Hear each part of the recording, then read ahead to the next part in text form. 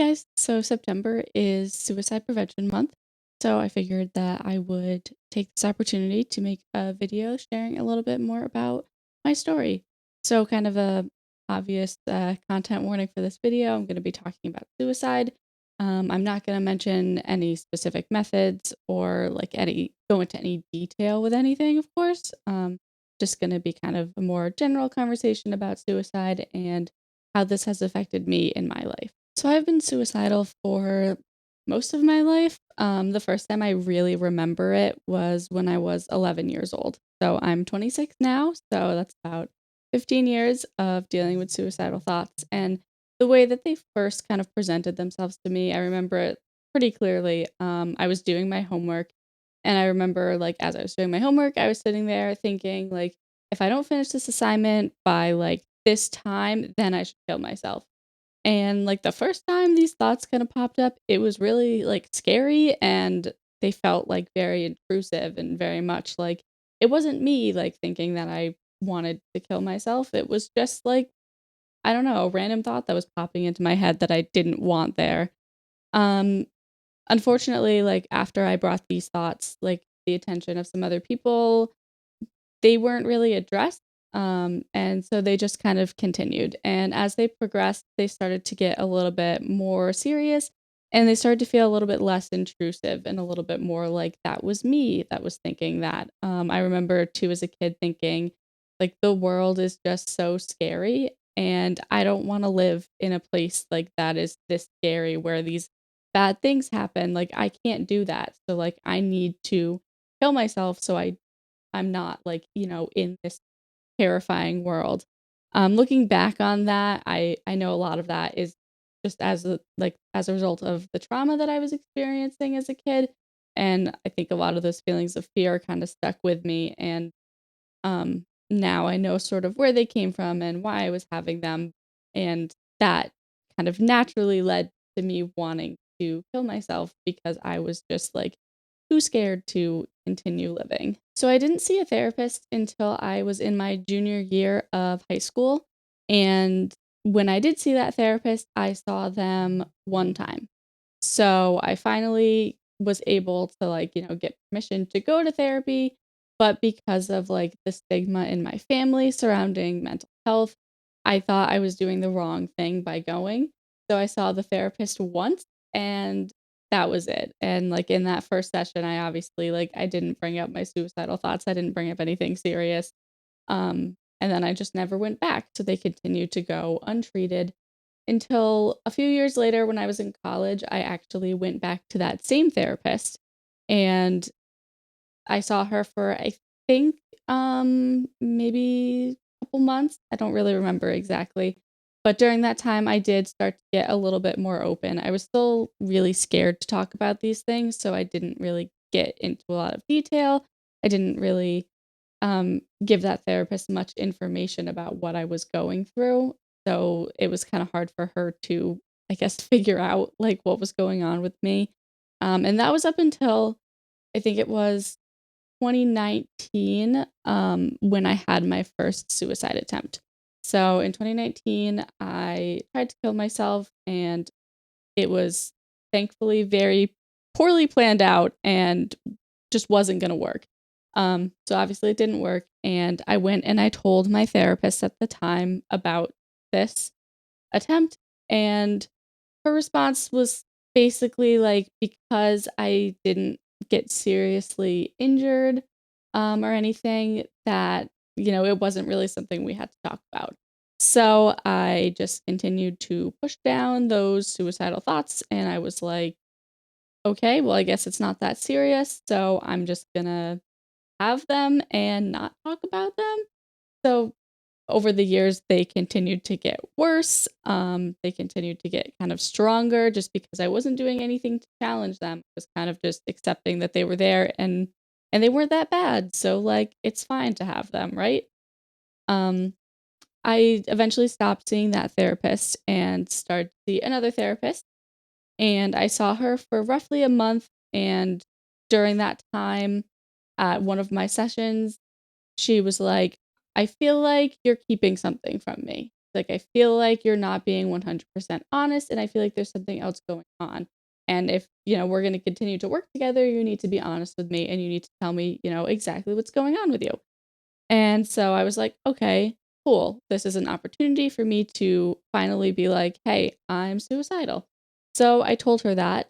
And unfortunately, her response was that I was possessed by a demon or an evil spirit of some sort. And I needed to go on YouTube in between my this session and my next session and learn how to pray out this evil spirit. Um, and that was the last time I saw that therapist. So I stopped seeing her. And after I stopped seeing her, I went a pretty long stretch without any therapy just because I just came off of two kind of really invalidating experiences. So I was like, I don't really want to have to do this again. So during that time, I continued to try to push down my suicidal thoughts. And during that is when I had a lot of what I would consider more passive attempts. So I wasn't like actively going out and, doing something that I thought would kill me. It was more of like I was doing things that were kind of risky, not really taking good care of myself and just saying like, well, hopefully this is what'll kill me. And so it wasn't like active, it was more passive. I think somewhere in the scale it's probably somewhere actually more in between passive and active because I was, you know, thinking about how I wanted this to kill me, but I wasn't like doing something that I knew would like result in like a lot of harm for myself. So in the beginning of 2021, everything kind of like hit me really hard. I think this was mostly because I had spent so many years just pushing everything down and ignoring it and trying to pretend that it wasn't there. And I just didn't have the energy to do that anymore. And I was like, I really need to find a therapist. Because like things are getting worse. So I went on Psychology Today, which is a great website to find a therapist. And I just kind of searched for therapists in my area and I narrowed it down to like two results. And then I set up a consultation with each therapist. So the first therapist I talked to on the phone for maybe 5 minutes and the conversation ended. And she was like, well, if you want to schedule an appointment, like email me or call me back, let me know. And that was it. And then I had the consultation with my next therapist, and he is the therapist actually that I am now seeing. And he spent like 20, 30 minutes doing a video appointment with me where he kind of, told me a little bit about himself. He let me ask him questions, kind of explained what kind of therapy he did. And I felt like he was like really caring and like in contrast to the 5-minute phone conversation that I had just had with the other therapist I was considering, like this felt like huge that he like took the time to do this big long consult with me. So I set up an appointment with him and I decided to start seeing him at the end of February in 2021. So after I had been seeing him for almost like 2 weeks, I think he kind of realized that I was the type of person that has a hard time expressing things in person. So, he gave me a journal, and I remember this, like, super clearly. He was like, "Got this journal for you. It's purple because your hair is purple, so I figured you'd want a purple notebook," which I thought was great. And he gave me the notebook, and he was like, "I want you to spend, a little bit of time every day, whenever you want, just journaling about your thoughts and journaling about what you're feeling." And I was like, "Okay, cool. I can do this." So, I used the journal a lot in between that appointment and my next appointment, and then brought it with me. Um, and then in this appointment, um, he saw that I brought the journal with me and he was like, "Do you mind if I read it?" And he made it like extremely clear. He's like, "You can say no, like you don't have to let me read this. It is not a requirement. Like if you don't feel comfortable, like please say no and I won't care." Um, but I said yes. And I wanted to say no because I knew what I had wrote and I knew like the content of what was in that journal. So I was like, I don't really want him reading this. He's known me for like 2 weeks and now I was gonna really know me.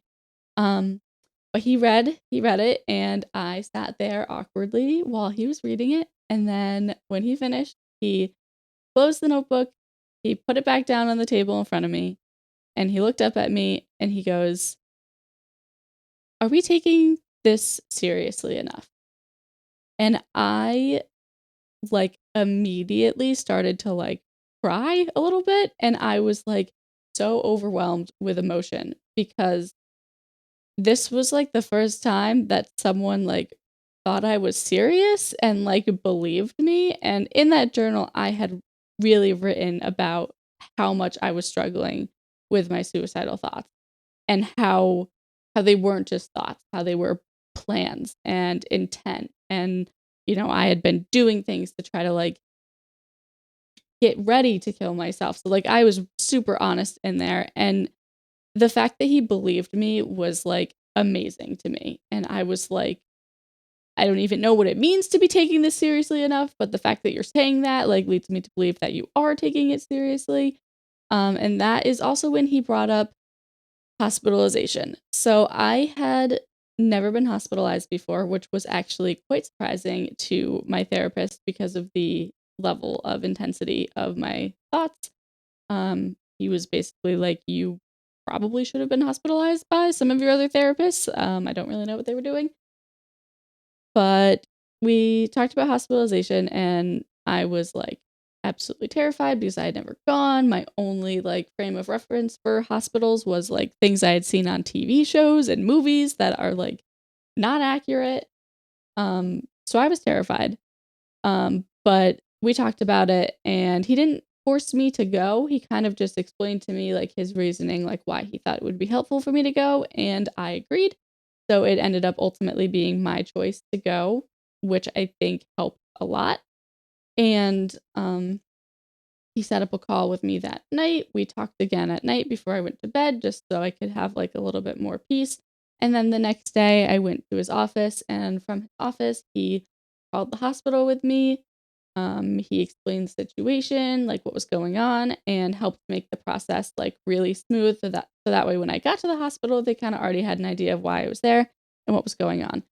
And it made the whole process go like really smoothly and like really like as stress free as it could be, because I was obviously going to be stressed, but because the details were kind of taken care of by him, it made me feel a lot better. So it's always kind of surprising to people when I share that I was hospitalized 2 weeks into seeing a new therapist. And I think, and this is obviously like a valid perspective as well. And I think a lot of people would feel that if their therapist had hospitalized them like that early on, they wouldn't have trusted their therapist as much. But for me, that made a huge difference because I had never been believed before, and the fact that this therapist who didn't know me that well was already taking me seriously and already believing me, I think, like, him hospitalizing me that early on into our therapeutic relationship was, like, honestly one of the best things. It helped me trust him a lot more because it made me feel like he genuinely cared about me, and he, really cared about my well-being and, like, wanted me to be safe, and I really liked that. I really liked knowing that he was gonna take me seriously and not just kind of brush it off at like my other therapist had done. So being hospitalized that early on in seeing him made like a huge difference in like how much I trusted him for the rest of my therapy, and I still see him now. Um, since that, then I've had 3 other hospitalizations. They've all gone roughly the same way where it's kind of he never forces me to go. It's always my choice. And he just kind of, says like, "This is why I think you should go, and these are the benefits, but like it's up to you." Obviously, like if I was like, "I don't want to go, I'm just gonna go kill myself," like he would probably have to make me go, but like he hasn't had to do that because he just kind of talks to me and kind of lets me work it out for myself, which I think is also really helpful because it makes me feel like I have a little bit more control in the situation, and going to the hospital is something that, you takes away a lot of your control. So that has been really good and really helpful for me. So suicidal thoughts are still part of my life every day. I've tried a lot of different treatments to get them under control. Unfortunately, nothing has made a huge difference, which is why I still have to be hospitalized periodically or still, have conversations. I have a safety contract with my therapist about this, which is I know safety contracts get, like, a bad, rap basically online because people think they're terrible, and I understand why, and I'll probably make a video on mine in the future, but I find my safety contract to be really helpful, and I still have to keep a very, like, open and honest dialogue with my therapist about how, like, I'm doing with my thoughts. Um, just a couple weeks or last week, actually, like, we had another conversation because I got really close again, and I got, way too deep into planning, um, way too deep into getting things ready, and thankfully, I was able to have a conversation with my therapist about it, and I did not get hospitalized because we were able to talk about it and, get rid of anything that I had and kind of have me recommit to, not doing it for a certain period of time. So it's still something that I struggle with all the time. And I think the one thing that I want to really stress in this video is the importance of having another person listen to you, validate you, and take you seriously. So, those were the three things that I feel like my therapist did really well in the beginning of our relationship. And he continues to do them now. But that was what really kind of started me being able to trust him more fully. And I think, like, if you know anyone that is suicidal, that's a good way to approach it, like, to listen to them, to validate them, and to believe them, and to not say things like, "Oh, you're just being selfish," or, "Oh, just don't think about it," like, "You don't really wanna do it," like, "Just don't think about it." Like, acknowledge that, like, "Hey, you're having these thoughts, and that must be really hard. Like, how can I support you? Like, what can I do to help you?" And I think, knowing the resources, calling 988, the suicide prevention hotline, you can call the hospital directly, things like that, and, to help someone else is, like, a really good thing to know. But, before all that, before you go into the problem solving type things, which is calling the hotlines or taking someone to the hospital, like, listen, validate, make the person feel loved and cared for, because I think that makes a huge difference to someone who is suicidal. At least that's made a huge difference to me, and I would imagine that it would feel the same for other people who have these similar kinds of thoughts. So that's pretty much it for today's video. If you guys have any questions about anything that I've talked about, if anything like wasn't clear, or if you just want to share anything about your own story, and you feel comfortable doing that, please feel free to leave those in the comments. I love to hear from you guys. I love to listen and see what you guys have to say. And so that's pretty much it. And thank you guys so much for watching, and you all have a great rest of your day. And thank you guys so much.